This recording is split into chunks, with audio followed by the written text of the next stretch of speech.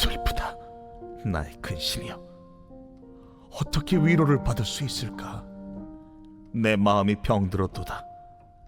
딸, 내 백성의 심히 먼 땅에서 부르짖는 소리로다. 여호와께서 시온에 계시지 아니한가? 그의 왕이 그 가운데 계시지 아니한가? 그들이 어찌하여 그 조각한 신상과 이방의 헛된 것들로 나를 격노하게 하였는고 하시니, 추수할 때가 지나고 여름이 다하였으나 우리는 구원을 얻지 못한다 하는도다. 딸, 내 백성이 상하였으므로 나도 상하여 슬퍼하며 놀라움에 잡혔도다. 길르앗에는 유향이 있지 아니한가? 그곳에는 의사가 있지 아니한가? 딸, 내 백성이 치료를 받지 못하면 어찌 됨인고?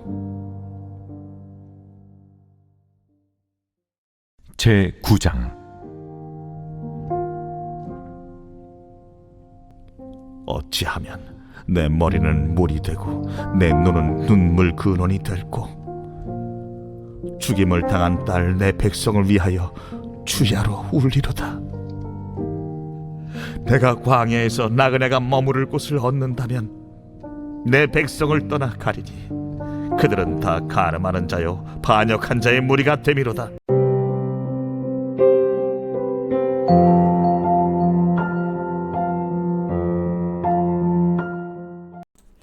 여러분 반갑습니다. 오늘 큐트레어는 기막힌 하루입니다. 본 말씀 예레미야 8장 18절부터 9장 2절의 말씀입니다. 자, 오늘 말씀에서 예레미야 선지자는 슬픔의 눈물을 흘리고 있습니다. 예레미야의 눈물은 곧 하나님 아버지의 눈물입니다. 왜 하나님은 오늘도 울 수밖에 없으십니까? 하나님의 눈물의 이유를 우리가 함께 보면서 우리는 주님의 기쁨이 되기를 소망합니다. 자, 먼저 첫 번째로 이스라엘이 멀리 떠났기에 슬퍼하십니다. 자, 오늘 18절부터 20절의 말씀에 보니까 슬프다 나의 근심이여 어떻게 위로를 받을 수 있을까? 내 마음이 병들었도다. 딸, 내 백성의 심히 먼 땅에서 부르짖는 소리로다. 여호와께서 시온에 계시지 아니한가? 그의 왕이 그 가운데 계시지 아니한가? 그들이 어찌하여 그 조각한 신상과 이방의 헛된 것들로 나를 격노하게 하였는고 하시니, 추수할 때가 지나고 여름이 다하였으나 우리는 구원을 얻지 못한다 하는도다 그랬습니다. 자, 방금 읽은 구절에서 예레미야는 슬프다 라고 탄식하면서 딸, 내 백성이 심히 먼 땅에서 부르짖고 있다고 합니다. 자, 여러분, 왜 지금 이스라엘 백성들이 심히 먼 땅에 있는 것입니까?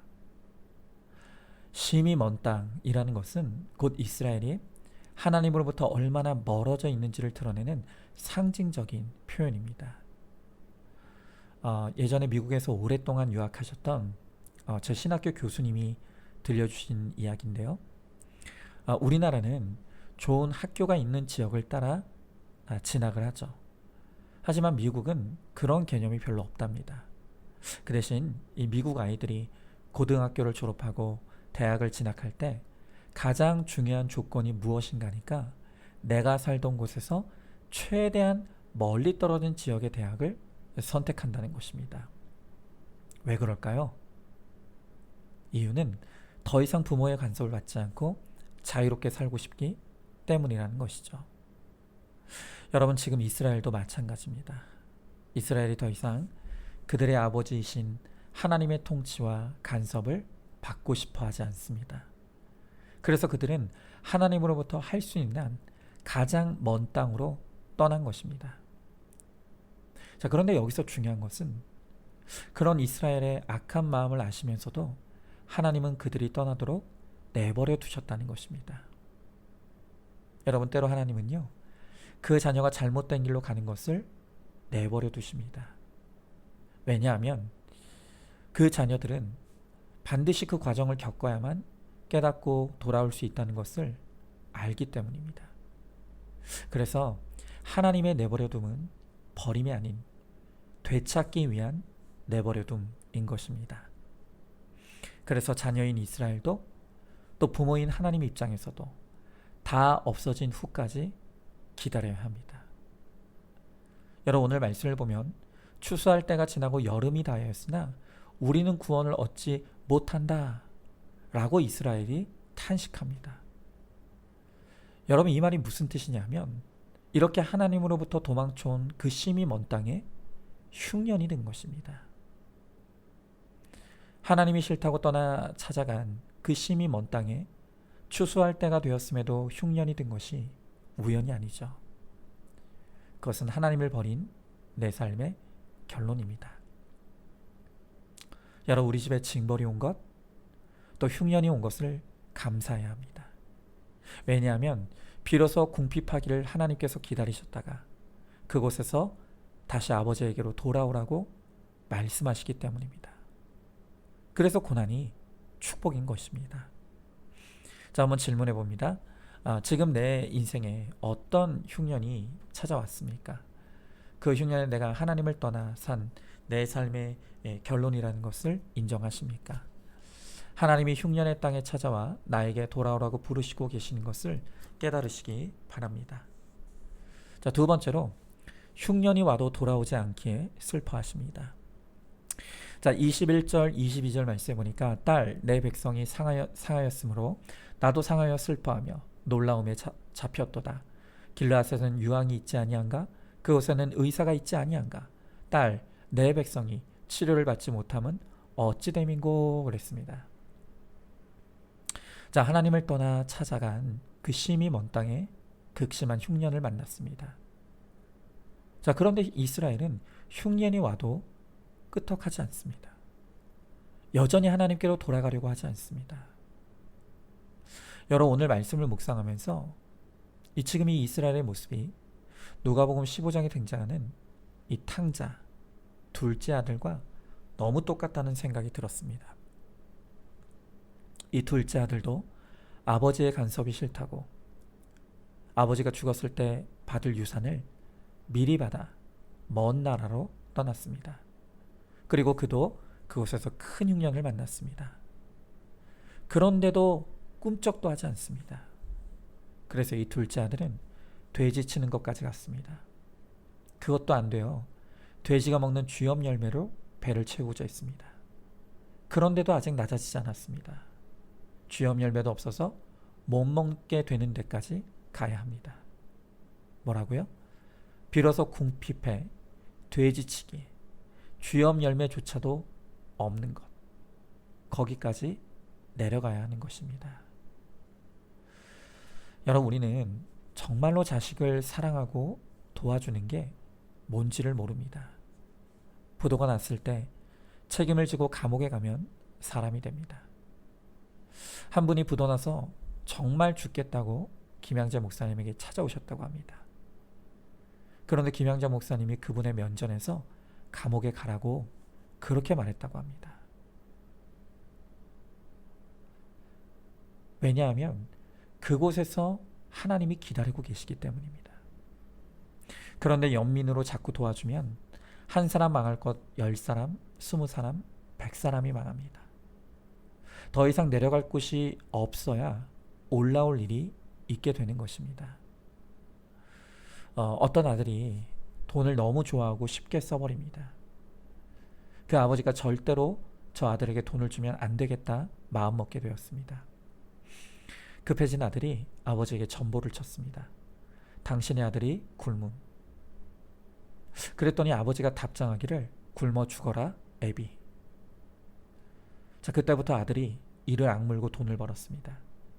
그리고 10여 년 동안 아버지에 대한 상처로 연을 끊고 지내다가 드디어 성공을 했습니다.